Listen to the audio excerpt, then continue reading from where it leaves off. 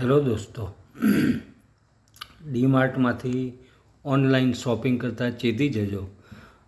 મેં ડીમાર્ટમાં ઓનલાઈન શોપિંગમાં શાકભાજી મંગાવ્યું.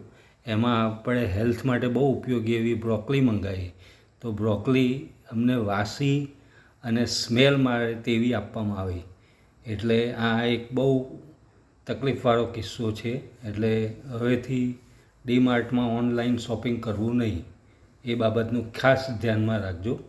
અને આ બ્રોકલી, આ સામાન અમે ગાંધીનગર છીએ, તો છેક અમદાવાદ સરખેજ જેવા એરિયામાંથી ક્યાંથી પેકિંગ થઈને આ ડીમાર્ટ દ્વારા સામાન આપવામાં આવેલ છે.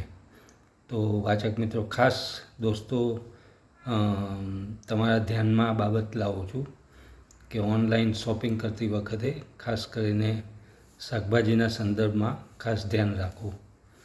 આ ડીમાર્ટનો કિસ્સો છે. વિડીયો જોવા બદલ ધન્યવાદ.